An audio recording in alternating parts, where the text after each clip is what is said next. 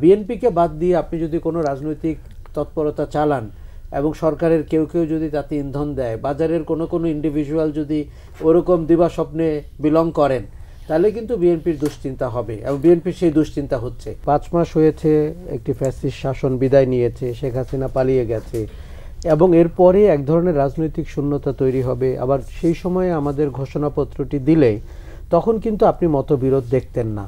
তখন বিএনপি, জামাত, বৈষম্য বিরোধীরা সবাই একই সুরে কথা বলতো, কেননা আমরা 15 বছরের একটি শাসন দেখেছি, গুম খুন দেখেছি, শেখ হাসিনার গণহত্যা দেখেছি, তারপরে একটি ঘোষণাপত্র যেটি বাংলাদেশকে, অভ্যুত্থান পরবর্তী বাংলাদেশকে আমরা কিভাবে দেখব।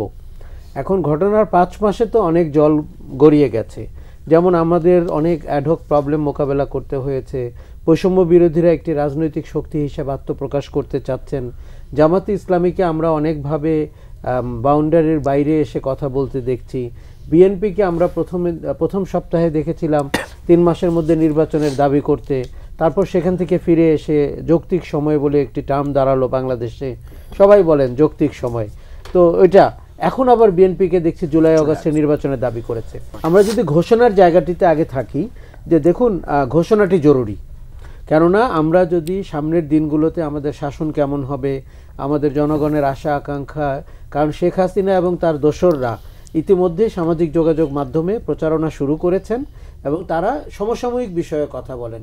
তারা 5 মাসে অন্ধত্ব বরণ করেছিলেন, তারা 5 মাসের আগের 15 বছরেও অন্ধত্বে ছিলেন। এখন তারা আজকে একজন সোশ্যাল মিডিয়াতে লিখেছে, তারা ছোট মাছকে চোখের দৃষ্টিশক্তি ফেরত পেয়ে এখন ইউনূস সরকারকে এবং ঘোষণাপত্র এবং বৈষম্য বিরোধীদেরকে ছোট ছোট ত্রুটি ধরে ইউটিউবার হিসাবে বাজারে ফেরত এসছেন। তারা কিন্তু 15 বছরে টু শব্দটি করেননি। তারা প্রতিবার নির্বাচনের পরে, নির্বাচনের নামে যে কলঙ্কের ঘটনা ঘটতো, তারপরে গণভবনে চা পার্টিতে ছিলেন এবং তারা আঙ্গুলে কালি দেখিয়ে বলেছেন যে আমরা ভোট দিয়েছি, যে ভোট কোনোদিন হয়নি।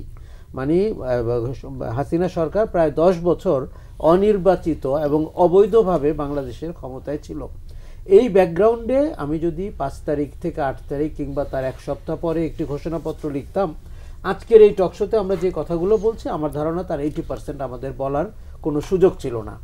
শোনেন, বিএনপি একটি দল যে 16 বছর ক্ষমতার বাইরে রয়েছে এবং তাদের উপরে যে স্টিম রোলার চলেছে, দেখুন তার রাজনৈতিক ব্যর্থতা, সফলতা, এগুলো নিয়ে আমরা অনেক কথা বলতে পারবো, কিন্তু এই মুহূর্তে ক্ষমতার সবচেয়ে বড় অংশীদার বা ভাগিদার বিএনপি। আর বিএনপিকে বাদ দিয়ে আপনি যদি কোনো রাজনৈতিক তৎপরতা চালান এবং সরকারের কেউ কেউ যদি তাতে ইন্ধন দেয়, বাজারের কোনো ইন্ডিভিজুয়াল যদি ওরকম দিবা স্বপ্নে বিলং করেন, তাহলে কিন্তু বিএনপির দুশ্চিন্তা হবে এবং বিএনপির সেই দুশ্চিন্তা হচ্ছে। আমরা বিএনপির অ্যাংজাইটি টের পাচ্ছি এবং যে কারণে আপনি দেখবেন যে প্রধান উপদেষ্টা ডিসেম্বর বলার পরেও বিএনপি জুলাই আগস্টের নির্বাচনের এবং রাজনৈতিক দল হিসাবে তাকে একটা বার্গেনিংয়ের জায়গায় যেতে হবে এবং বিএনপি ঠিক কাজটি করেছে। তবে বিএনপির লোকদেরকে খেয়াল রাখতে হবে।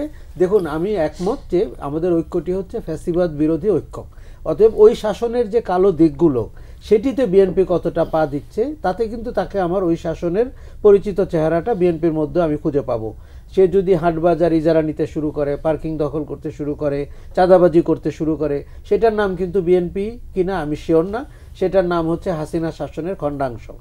আচ্ছা, কিন্তু বিএনপির দাবিটি জোরদার করতে হবে এবং এই দাবিটি ঠিক আছে। শুরুতে যে প্রশ্ন করছিলাম, সেই ক্ষেত্রে ঐক্যের পথটা কতটা মসৃণ হবে? দেখুন, ঐক্যের পথটা অত অমসৃণ না।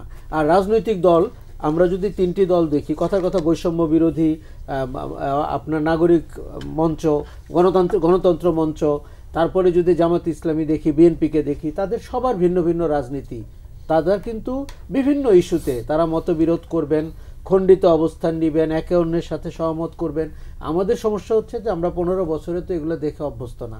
পার্লামেন্টে তো আলাপ হতো অদ্ভুত সব ডিসকাশন, কেউ গান গাইতেন, কেউ নাচতেন, কেউ অভিনয় করতেন, কাজে ওই পার্লামেন্টে তো কোনো রাজনৈতিক বিতর্ক হয়নি।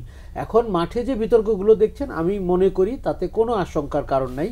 আমার মনে হয় প্রত্যেকটা স্টেক হোল্ডারের এই সেন্স আছে যে কতটুকু পর্যন্ত তিনি এই ইলাস্টিকটি টানবেন এবং তারপরে ছিঁড়ে গেলে যে উনি সহ পড়বেন, এটা আমাদের স্টেক হোল্ডাররা সবাই জানেন।